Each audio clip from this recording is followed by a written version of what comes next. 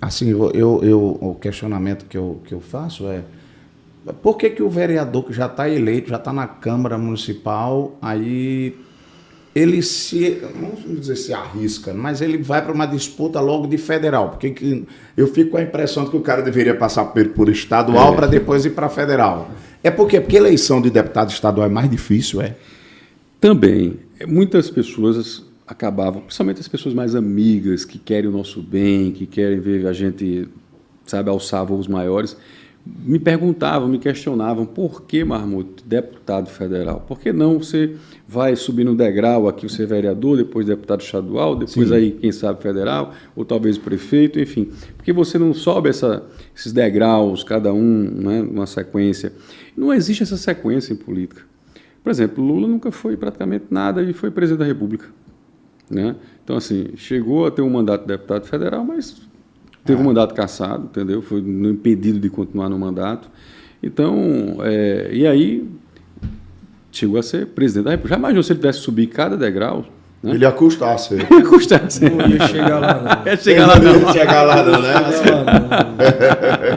Mas aí o que acontece? O que é que eu analisei, Adelto e Marcelo? Eu analisei o cenário. A gente precisa entender que política, principalmente eleição, é você analisar o cenário, porque muitas vezes é a oportunidade. É a oportunidade. Se você for colocar, ainda tratando sobre o filho do prefeito, o que é que o filho do prefeito foi? Né? Ele era vice-prefeito, né? Vice-prefeito de outra Cabedelo. cidade, né? Quer dizer, e já chegou como deputado federal. A gente sabe as condições pelas quais mais, enfim, não existe isso. Então, a eleição, ela é um momento. O que é que eu percebi? Primeiro, eu percebi o sentimento de mudança, sabe, de renovação que estava tomando de conta do eleitor. Isso requer muito diálogo com as comunidades, com os segmentos, com as categorias. Então, sentia aquela coisa de a pessoa querer realmente experimentar ideias novas mentes, novas ideias. E aí eu disse, puxa vida, eu represento isso. Eu sou um cara que sou vereador, faço um mandato, modéstia à parte, bacana, produtivo, a gente ali procurando corresponder com os anseios da sociedade, principalmente quem confia a nós o voto. Então, eu comecei a perceber que eu poderia ser uma alternativa que representaria a renovação, que muitos eleitores estavam querendo. Depois, a gente precisa analisar outro fator, concorrência. Então, o fator concorrência, como eu falei aqui, a eleição, o cargo eletivo, quanto maior, menos concorrido ele é. Justamente por causa desse receio que a pessoa tem muitas vezes. Não, eu devo começar pequenininho para depois tal. Então, muitos não saem federal, resolvem sair estadual, que é o menor cargo eletivo de uma eleição estadualizada, é o estadual, né? Que é o federal, senador, governador, presidente. Então, o menor é estadual. Então, vamos para estadual, e todo mundo vai para estadual. A concorrência foram 240 candidatos a deputados federais. Deputado federal, aqui na Paraíba. Agora, essa eleição 240. Para estadual, foram quase 700 candidatos. Para 36 vagas? Para 36 vagas, tu está entendendo? Um bom Enem, um vestibular bom. Aí esse é outro fator, concorrência, né? Concorrência. Então, eu vi que a concorrência seria bem menor. Depois, o fator partido. Quem serão os meus concorrentes diretos? Então, eu analisei o seguinte, como é que o partido se montou? A gente tem que analisar aquele que dá melhores condições de viabilidade. Você é de qual partido? Republicanos. Certo. Então, a gente começou a construir o partido, ajudando lá Algo Mota, Adriano Galdino, a gente construiu o partido e a gente montou um elenco bacana de candidatos. E a gente começou a vislumbrar que nós faríamos, com certeza, 3, podendo fazer o 4º. Quem serão os 3 mais fortes do partido? Foram os que a gente já previa, os que foram eleitos, né? Primeiro Hugo Mota, depois o irmão de Adriano Galdino, Murilo Galdino, e depois o Wilson Santiago. Depois desses 3, aí poderia acontecer o que aí? Uma briga de foice. Depois dos 3, estava ali, tinha 3 ou 4 brigando pela 4ª vaga. A possível 4ª vaga. Porque a gente, se a gente tivesse tirado mais 20 mil votos, a gente tinha feito a 4ª vaga. Mais 20 mil votos, porque infelizmente alguns candidatos não corresponderam no que estava previsto, entendeu? Então, E essa 4ª vaga era sua? Não, aí o que acontece? Eu estava analisando, tinha Ranieri e Paulino. Sim. tinha o da Universal, né, o bispo da Universal, Sim. E aí tinha eu. Eu disse, espera aí. Zé Luiz? Era Zé Luiz? Não, o Zé Luiz é o vereador. É o vereador, mas ele não dessa foi vez candidato a não foi deputado candidato a deputado. Não, dessa vez não, da outra vez ele foi. Dessa vez foi o tal de Valdir Trindade. Sim. Veio de outro estado para cá, então eu comecei a analisar o perfil de cada um concorrente direto meu. Eu sabia que 3 eu não brigava, esses 3 aqui já tinham as vagas garantidas.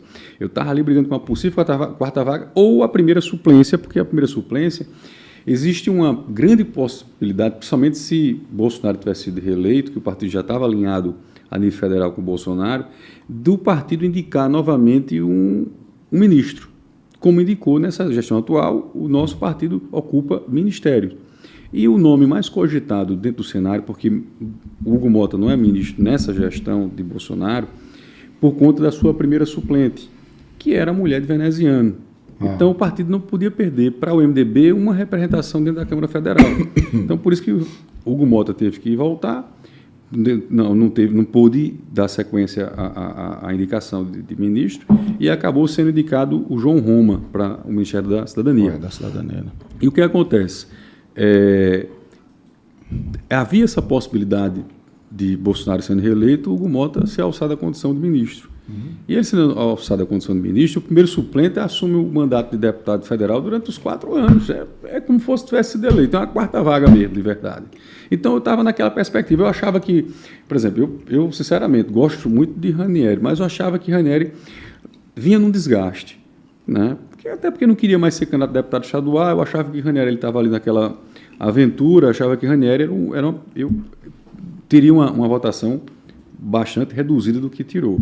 Tirou, salvo engano, parece-me que 33 mil votos, 34 mil votos. E eu achava que também o bispo, porque historicamente a Universal sempre lançou um candidato a deputado federal aqui na Paraíba, mas nunca passava dos 25 mil votos. Então eu achava que Ranieri teria seus 25 mil votos, ele também 25 mil, e eu achava que por esse sentimento de renovação, pelo trabalho que a gente vem realizando, né, pelas qualidades que a gente reúne, um cara ficha limpa, um cara que não vem da oligarquia, um cara que vem da comunidade, um cara que tem um trabalho social destacado, né, nacionalmente, um cara que tem um mandato bastante produtivo, enfim, N qualidades, né, um cara sem vício, um cara ficha limpa. Eu acho que vai dar para mim. Vai dar para mim. Vai dar certo, né? E a gente tem que acreditar. Se a gente não acreditar na gente mesmo, quem vai acreditar na gente, né? É verdade. E aí eu disse, rapaz, eu acho que eu vou tirar essa mesma votação aí, pareado com esses 3, quem tirar um voto a mais está dentro.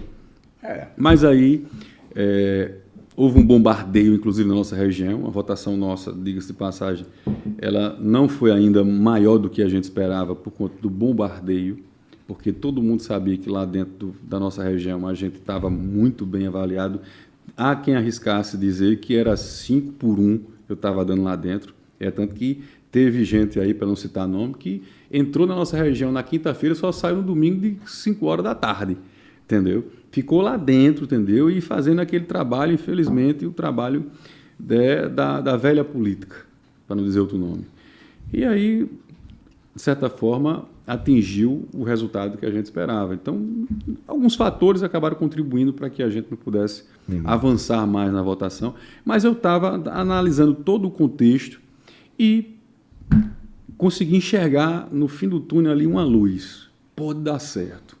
Vou me colocar à disposição. Sou uma alternativa. Eu dizia às pessoas, olha, se vocês querem um candidato diferente de tudo que está posto aí, não que eu sou melhor do que ninguém, mas também eu não me considero igual ao que está posto aí. Eu tenho essas qualidades aqui para vocês analisarem.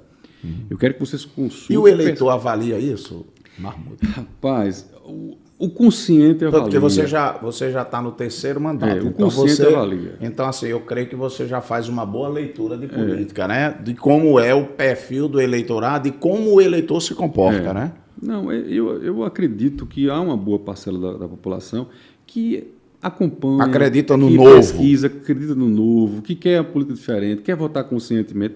É tanto, Adelto, que sempre eu fui eleito, entendeu? Com uma votação expressiva, porque você terá mais de 4 mil votos para vereador na capital, uma concorrência absurda, um território né, pequeno, porque a cidade você não tem um estádio para buscar, que é outro fator que também me animou a ir para uma disputa para federal, porque eu não tinha só João Pessoa para ir atrás, eu tive todo o estado para buscar voto, eu saí viajando, fechando com algumas lideranças, vereador, suplentes e tal. Enfim, eu sempre fui eleito por um eleitorado consciente, porque eu não sou um empresário, eu não sou ligado a governo, eu não tenho o que oferecer para as pessoas, nada em troca. Eu sou um cara da comunidade, de uma família humilde, que moro no Valentina, nunca saí de lá, nunca perdi as minhas raízes, as minhas origens, sabe? Me sinto orgulhoso de representar aquele povo. Então, existe uma grande parcela das pessoas que acompanham isso.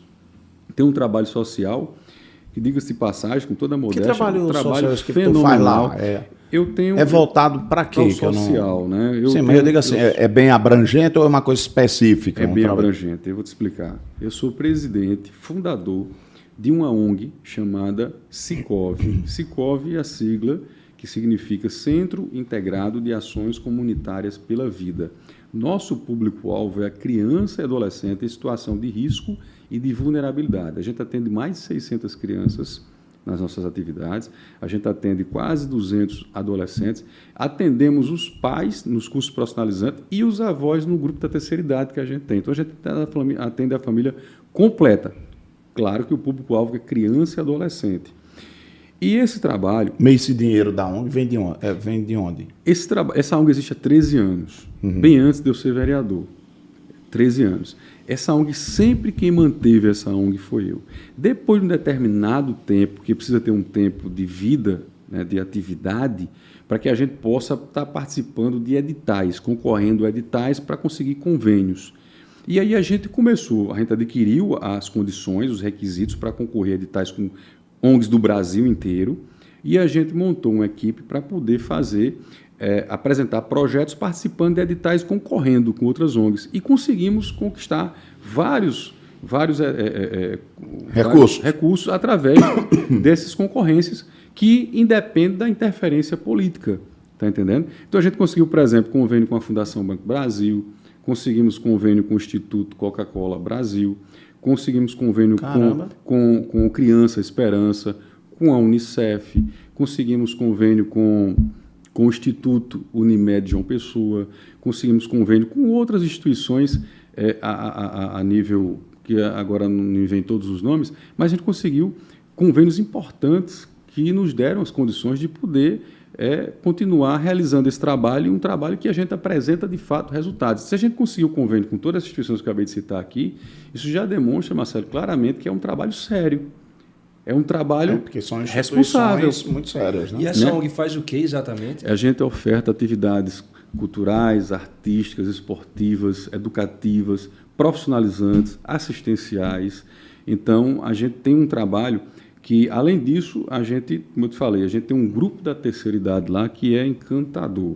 São quase 100 idosos e idosas que participam das diversas atividades lúdicas, de lazer, de entretenimento, de atividades culturais, enfim. A gente tem esse leque, e são 2 unidades, viu, Adelto? São 2 unidades. A gente tem uma que é no Valentina e outra que é no Mussumago, funcionando de forma ininterrupta. Sabe, a gente trabalha de segunda a sexta de forma ininterrupta. Nem na pandemia a gente parou. E as pessoas observam isso, as pessoas acompanham esse trabalho. Infelizmente, não ganhou essa proporção de chegar ao conhecimento de muita gente, né? Infelizmente, a gente não conseguiu os meios de como tornar isso mais popularizado, para que as pessoas de João Pessoa conhecessem mais o trabalho de Marmute.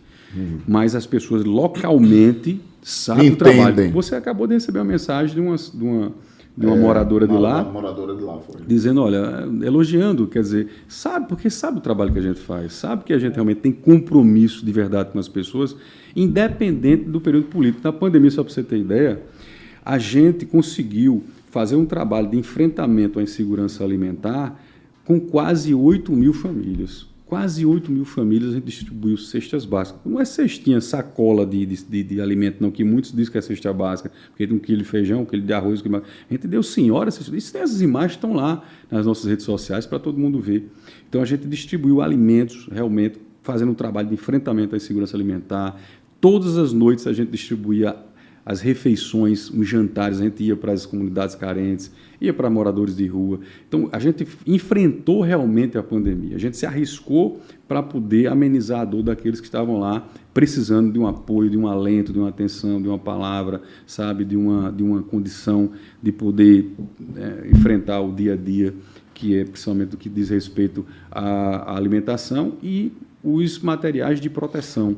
A gente distribui muito álcool em gel, muitas máscaras. Essa ONG recebe dinheiro do governo federal, estadual, municipal? Não, né? Não, a gente... Ou é só de instituição privada? Não, a gente recebe através agora, depois de um ano para cá, aliás, 2 anos para cá, a gente recebe emendas federais. Então, o próprio deputado Rui Carneiro, o deputado Hugo Mota, né, fez um gesto e colocou uma emenda para a gente lá, né, para a nossa instituição. A nível estadual, o deputado Jeová Campos colocou uma emenda para lá também. Legal. Agora, a gente tem conversado com alguns amigos parlamentares para nos ajudar no trabalho e muitos estão se propondo a dar essa força. Então, as emendas parlamentares é outro advento, que é, por exemplo, deputados federais, isso já existia há muito tempo, mas estaduais e vereador, isso veio existir dessa legislatura né, para cá. Então, a gente não tinha esse suporte antes. Hoje a gente já pode ter. Né? Isso alivia. Essa tua ONG presta serviço também na área de saúde também? Não, saúde não. A gente está querendo adaptá-la para ter atendimento na área de atendimento, para fazer atendimento na área de deficiência intelectual, de crianças com deficiência intelectual, com autismo, com síndrome de Down, entendeu? A gente está preparando para que em 2023 a gente possa atender esse público. A gente tem percebido o aumento vertiginoso de gente crianças, com autismo, né? É impressionante. E síndrome de Down. Tá um número assim que precisa realmente. E como poder público? Porque as instituições do terceiro setor, elas existem, sabe por quê? Porque o poder público não faz a parte dele. Porque não havia razão de ter uma instituição do terceiro setor se o poder público fizesse a parte dele. Fosse lá e resolvesse esses problemas, né? Exato. Como não faz, aí a gente vai e faz. Porque a instituição do terceiro setor, elas são formadas pelas pessoas, entendeu? Independentes, autônomas, que se unem, se organizam e fazem o trabalho. E aí buscam, claro, recursos, muitas vezes doação, muitas vezes convênio, muitas vezes agora emendas, e buscam os meios, se cotizam, entendeu? Pra você ter ideia, ela existe há 13 anos, essa instituição, há 13 anos, e durante 10 anos quem manteve ela foi eu diretamente, com o dinheiro, porque, como eu te falei, ela existiu em 2000, ela foi inaugurada em 2009, eu fui eleito vereador em 2012. Ela, 3 anos antes, ela já existia, só que ela existia muito capenga, muito pequenininha ali, muito tímida. Limitada. Muito limitada, sabe? Mas quando eu fui eleito vereador, a primeira coisa que eu fiz foi investir parte do meu salário, parte dos meus recursos para que a gente pudesse ampliar o trabalho. E tenho feito isso até hoje. Sempre eu tiro do meu salário para poder, porque tem coisas corriqueiras que recursos de emendas, recursos de convênios não vêm para suprir. Entendeu? É uma manutenção, é um reparo, é uma peça que quebrou, é uma conta de energia e tal, e tudo isso é bancado por mim. Isso tem uma sede, você tem uma sede tem uma lá. Sede, exato. Uma sede, você sabe aqui o que é manter um equipamento funcionando. Né? Eu sei.